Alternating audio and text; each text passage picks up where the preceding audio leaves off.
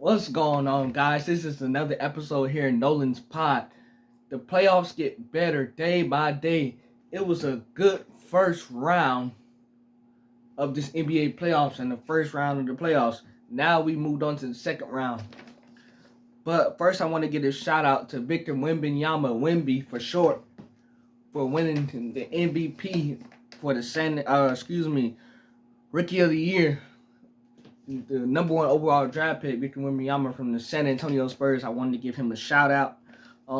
Just to give you some stats on Wemby. Wemby averaged 21 points per game, 10 rebounds per game, 4 assists per game. He shot 32% from 3-point range. Obviously 32% is okay. It's not good or great, but Wemby was a rookie, so his 3-point percentage is only going to go up as he improves on that over time. Wemby played 71 games out of the 82 games that you're supposed to play. That's okay because the 71 games that Wemby played, which was 11 games missed, it was like low management. They were just being cautious with Wemby, didn't want to push him too hard, because I think he had an ankle injury that he was dealing with at some parts of the year, so they didn't want to push him too hard, just kind of low manage him and rest him. So that's okay. That's 71 games is very durable. That's very durable, so that's good for Wemby. Wemby averaged 1.2 steals per game and 3.6 blocks per game. So Wemby averaged 3 blocks per game. He was in it for Defensive Player of the Year, but that award went to Rudy Gobert, and I will have more on that for you in a minute. But to be in a Defensive Player of the Year conversation, and you're a rookie, and your team is rebuilding, and your team is bad, that says a lot about Wemby, because I've seen a lot of guys this year, when they see Wemby in the paint, you think they're going to take a shot, and they see Wemby, they either pass it out, they keep the ball and don't shoot it, or they just don't know what to do. Wemby just messes it all up for them, because if you try to shoot it on Wemby, he's probably going to send it 12 rows. He is not probably going to send it. He is going to send it 12 rows deep, because Wemby is that tall and long and lanky. He already has long arms. They don't call him an alien for no reason, because that is what he looks like when he is out there playing. And Wemby's ball handling skills, for him to be like 7'4", 7'5", Wemby has great ball handling skills. I think that's what surprised all of us, that Wemby has great ball handling skills, and he can push the ball up from one end to the floor up to the other end of the floor and dunk it right on you. So Wemby's ball handling skills was the thing that surprised me the most. But I just wanted to give my congratulations and shout out to Wemby, because he deserved that award. We all knew he was going to get that award from day one. It was no question about that. And Wemby is the face of the league in the future. The face of the league right now that I want to talk to you about is Anthony Ant-Man Edwards in the Minnesota Timberwolves. The Minnesota Timberwolves swept the Phoenix Suns in the first round. And they moved on to the second round. And we knew that they would have a chance to beat the Denver Nuggets, but we didn't think that how they are beating the Denver Nuggets in this series so far, we did not think that they were going to sweep away home court advantage from the Denver Nuggets and be up 2-0 going back home. They have taken home court advantage right away from the Denver Nuggets, and the Minnesota Timberwolves are doing that by their defense, and they're doing it as a team. Game 1, I said, it's nice if they could just get game 1 and they can just go home 1-1. Just get game 1. If you lose game 2, that's okay. You're going home 1-1. Well, just forget what I said. I know nothing, apparently, because they went and they got 2 games in Denver in that altitude. They got 2 games in Denver, took home court right away, and they blew out Denver game 2. They are making Denver look like they don't even belong in the playoffs. Like Denver, their body language, the expressions on their faces, the crying that they did game 2 about not getting the calls, they had Denver messed up in the head psychologically. They just really had them messed up. Like, I've never seen Denver this rattled like they are in this series before, and it's starting with the Minnesota Timberwolves defense in Game 2 last night. They were physical. They were feisty. You only have 5 starters that play for both teams, which makes 10 altogether. Only 5 Minnesota Timberwolves starters are allowed to be in the game. How the Minnesota Timberwolves played defense last night, you would have thought it was 20 Minnesota Timberwolves on the court, because that's how locked in they were defensively. They were physical. It was hard for Jamal Murray to get off his shots. It was hard for Joker to get off his shots. It was hard for Michael Porter Jr. to get up a 3-point shot. KCP couldn't do anything. The only one that really got off last night was Justin Holiday, and he hasn't played that much this season. And Justin Holiday comes off the bench. Justin Holiday was really the only one that was successful as far as scoring last night, and Aaron Gordon too was the only 2 guys on the Denver Nuggets that were successful last night. One other thing that I want to call out, Jamal Murray, you threw a heating pad on the floor. You know that's dangerous. You know that's out of your character. You cannot sit up there and throw a heating pad out on the floor. That's an injury risk. Suppose a player would have got hurt. You know better than that, Jamal Murray. You know better than that. That is completely out of your character. I know you guys are losing the game. I know you weren't getting calls that you wanted, but this is playoff basketball. It's physical. It's feisty. These referees, they let a lot of stuff go in the playoffs because they want the players to decide the game. So when they are, and you guys are, as players, wanted this 80s and 90s type defense and wanted them to stop calling everything on defense. And now that they finally toned it down with that, now you guys are crying? I mean, come on now. So Jamal Murray, you know better. Jamal Murray also got fined $100K for that, because that is completely unacceptable and not allowed. So he got fined $100K for that.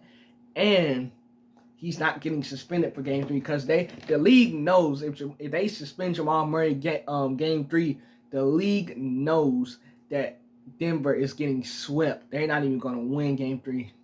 So by finding him, the Denver Nuggets, y'all dodged a huge bullet, and y'all know y'all dodged a huge bullet, because Jamal Murray should be suspended, because what he did, you don't do.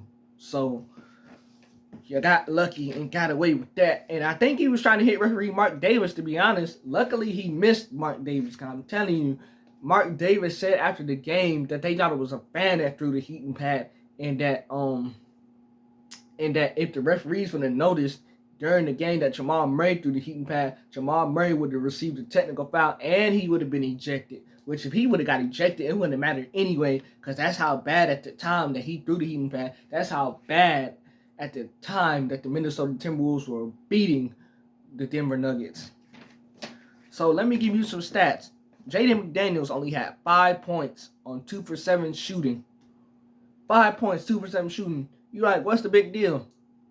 Jaden McDaniels was guarding Jamal Murray. He locked up Jamal Murray, and whoever else Jaden McDaniels had to guard, he locked him up too. Jaden McDaniels is one of the best perimeter defenders in the league, and boy, he has shown it. He has shown it. Slow-mo started for Rudy Gobert, because Rudy Gobert was having a child. Which, shout out to Rudy Gobert and his family. Congratulations. All the best wishes go out to you and your family, Rudy Gobert. But Slow-mo was starting for Rudy Gobert. Slow-mo only had 9 points, 8 assists on 3 for 8 shooting. Slow-mo, he was guarding Joker for some of the time. He was guarding Aaron Gordon for a lot of the time. I mean, Slow-mo was locking guys down too. We don't call him Slow-mo for a reason, because everything he do is in slow motion. He's slow. Everything he does is slow motion. But Slow-mo did his thing. It wasn't a lot, but like Jaden McDaniels said, Slow-mo, it wasn't a lot that you would think that he did with only 9 points and 8 assists, but on that defensive end, he did a lot, trust me. Karl Anthony Towns, Cat did not have a great game 1, But this game, game 2, Cat showed up and showed out. 27 points, 12 rebounds, 3 from 5 from 3-point range, 10 of 15 from the field. That's Cat-like numbers right there for Karl-Anthony Towns. Ant-Man was only 1 for 4. He got off to a slow start. My dad said, they're doing good, but Ant-Man hasn't scored yet. I said, oh, just give it time. Just give it time. Just give it time. Just give it time. They doing good right now, and he ain't scored. Imagine when he started getting his. Well, it didn't. Right after I said that, Ant-Man went to the hole and laid the ball in. I was like, oh, there you go. There you go. We don't talk them up. So Ant-Man finishes it with 27 points, 7 assists on 11 for 17 shooting from the field. That's Ant-Man-like numbers right there. 6th man of the year, Naz Reid, 14 points, 5 from 8 from long range. Coming off the bench, doing his thing as he always does. And then you have Nickeil Alexander-Walker coming off the bench, having 14 points, 4 3-pointers, 5 from 9 from the field. And Nickeil Alexander-Walker was hitting those threes, and he was guarding Jamal Murray and locking up Jamal Murray on the defensive side of things, on the defensive end. At one point, you had a clip of, you can see Nickeil Alexander guarding Jamal Murray, and he's laughing at Jamal Murray as he's guarding him because he knows that they are in Jamal Murray's head. They were in Jamal Murray's head. He was crying and complaining to the refs. Even at one point, you see him go over to his dad in the stands that's sitting in the front row, and he's crying to his dad like, they ain't giving me no calls. That's how frustrated Jamal Murray was in game 2 of this ball game. Being that Rudy Gobert did not play in this game, we thought that the Minnesota Timberwolves were going to be in trouble, but actually they were in great shape.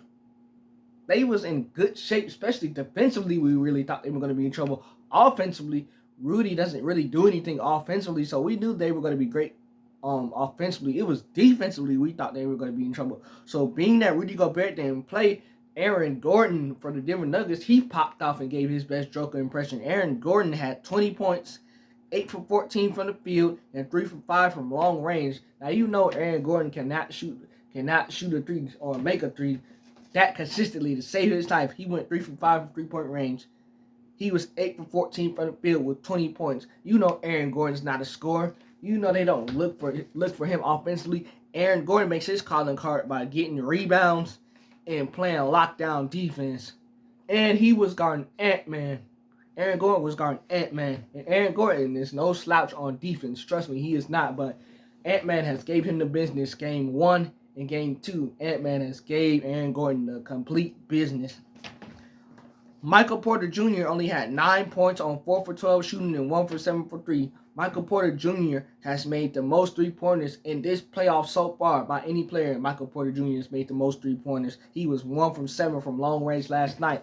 That's how good Minnesota Timberwolves defense is. Joker had 16 points, 16 rebounds, 8 assists, 5 from 13 from the field, and 0 for 1 from 3-point range. They locked in Joker too. Naz Reid, it was one possession where he was guarding Joker. Joker couldn't even get off he could barely get off a shot. He had 3 or 4 chances because he got the offensive rebound, and Naz Reid not locked him down each time he tried to put up a shot on that one possession. And Joker probably got off 3 or 4 shots by getting the offensive rebound, trying to put it back up again, and Naz Reid was like, nah, you ain't making it. I'm not having it. And Naz Reid, 6th man of the year, is an offensive guy. He's not a defensive guy. He's mainly offense. But golly, even Naz Reid was out there putting in an effort on the defensive end. Justin Holiday off the bench was the Denver Nuggets' only spark plug. He had 13 points, 4 3-pointers made, 4 for 6 from the field. Justin Holiday has not played much this year, as I mentioned, but he was the only spark plug for the Denver Nuggets off the bench. Jamal Murray only had 8 points, 3 of 18 from the field. 0 for 4 from long range and 13 rebounds. Now, if you would have told me that Jamal Murray was going to have more rebounds than he did points, I would have looked at you and laughed if you would have told me that. 13 rebounds, and he only had 8 points, 3 from 18 from the field. 0 for 4 from 3-point range. They locked Jamal Murray in so bad last night. They even trapped him. At one point, it was 3 guys that trapped him that tried to get a jump ball. And once he was able to, I think he was able to pass it. He was able to pass the ball off. He just looked at the ref like, foul, like, you gonna call that? And the ref just looked at him like, no, this is playoff basketball. They're not fouling you. They're playing good, solid defense on you, and you can't handle it. That's all it really was. The Denver Nuggets got 1 technical foul, and that was from Aaron Gordon. The Denver Nuggets probably should have got 4 or 5 technical fouls last night. Mike Malone called a timeout, and he got in referee Mark Davis's face, and he yelled at him, and Mark Davis gave it back to him and yelled at him back. Mark Davis is one of those referees that if you do something like that, you're going to get a quick technical foul really quick. And Mark Davis did not give Mike Malone a technical foul. I don't know how, because Mike Malone got in his face like I am right now, face to face like that. You are not allowed to do that, Mike Malone. The referee, Mark Davis, you know that. And as quick as you give technical fouls, Mike Malone probably should have been ejected in that game. So y'all deserve like 4 or 5 technical fouls, and y'all only got 1, and that's because they caught one on Aaron Gordon. The score ended up being 106-80. That was a blowout. And even game 1, that was game 2. Even in game 1, the Denver Nuggets only scored 99 points. Game 2, they only scored 80 points. That's how locked in the Minnesota Timberwolves are defensively. That's what I'm telling you guys. They have been no joke on the defensive side of things. They have locked in defensively this year, and it has carried over right to the playoffs. And I told my dad that I was like, okay, Rudy's not playing game 2. I'm like, okay, cool. If the Denver Nuggets cannot beat the Minnesota Timberwolves without Rudy Gobert, they're not going to win this series. They couldn't even beat the Minnesota Timberwolves in game 2, and Rudy Gobert didn't play. They're not winning this series. They are not. It's no way. They need to get game 3. I don't even think they get game 3. Minnesota's going back home in front of their home fans for at least 2 more games, and Minnesota's probably going to show out. But they have the Denver Nuggets completely off in this series. Off and confused are the Denver Nuggets in this series. But, man, oh man, that's all I have for you guys today. Remember to like, comment, and subscribe. Let me know, do you think if Jamal Murray deserved a suspension, I should say. Let me know, do you think if Jamal Murray deserved a suspension? And let me know, do you think the Minnesota Timberwolves sweep the Denver Nuggets? But that's all I have for you guys today.